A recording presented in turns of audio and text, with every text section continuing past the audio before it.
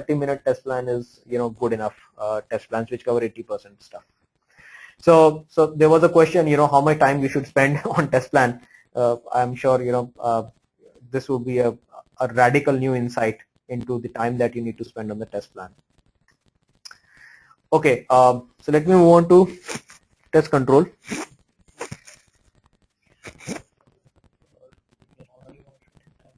Yeah. I think it's a topic. 3-4 slides. So I'll quickly cover, in a brief about test control, because I was just talking to Bharat. We are running out of time.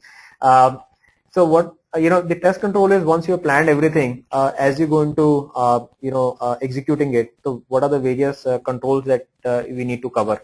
And one of the ways to do it is quality goals and matrices, that you set quality goals and matrices, and you can have, either in qualitative terms or quantitative terms.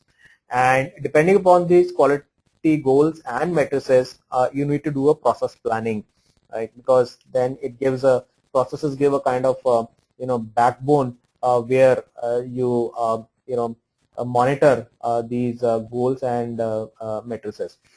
And then of course, you have to do course correction if things are not up to the benchmarks, and then again you go into the replanning exercise. Quickly, quality goals in qualitative terms, there could be things like, we want to achieve work-life balance for engineers, and you may say that the average time spent by an engineer in the company would be so many hours, or in the range of this, so that people are not spending, let's say, 18 hours a day in the office. Each engineer gets security certified, that they have a adequate amount of security knowledge. So you may set a qualitative goal like that, or each test engineers get ISTQB certified, or you can say, well, by the way, these certificate things can be quantified. So I'll share how they can be quantified also. Or you can say we'll adopt Agile or Scrum methodology. So that could be in this release, or adopt peer review process. So things like that. Now, quantitative goals could be, what is at any given point of time in your release the open bug count going to be, to fix and to test. What is the deferral rate? That is, if let's say 10% is going to be the deferral rate of the overall bugs, and if it is shooting beyond that, you need to fix bugs. What is your find rate? You need to monitor that, and is it going as per the expected lines or not expected lines? Because if not going expected line, the find rate is more, then there's a risk with the schedule that we have at hand and the resources. Fix rate, if the fix rate is matching the find rate or not, or if there is a increasing gap, then you need to again analyze that. Testing efficiency, how many bugs are found by the test engineers versus coming from the field. And things like code coverage, automation, percent, bugs found in reviews, customer issues reported, post ship, things like that, could be other qualitative, quantitative goals. Here is an example I'll share with you. Maybe sometime later we can cover in detail more about these goals. But a brief snapshot. Let's say you have a kind of this metrics for your project, where we have quality goal. What is the metric that you're going to measure? What is the benchmark metric? That is, this is what you want to achieve. And then for each milestone, where you are. So for example, one of the quality goals, all engineers are testing certified.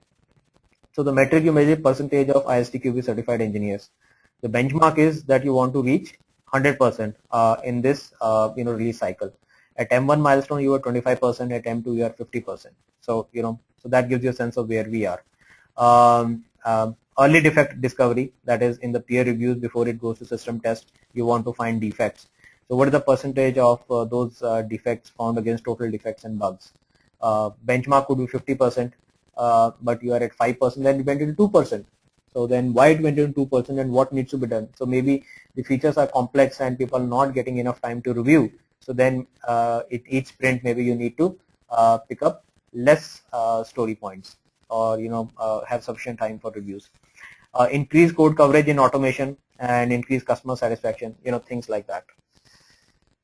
Yeah. And then process planning in terms of, you need to set processes for review. For example, different artifacts need to be, reviewed, the test plan and the test case. So what is the process for that? You can have different type of reviews, formal, informal, etc.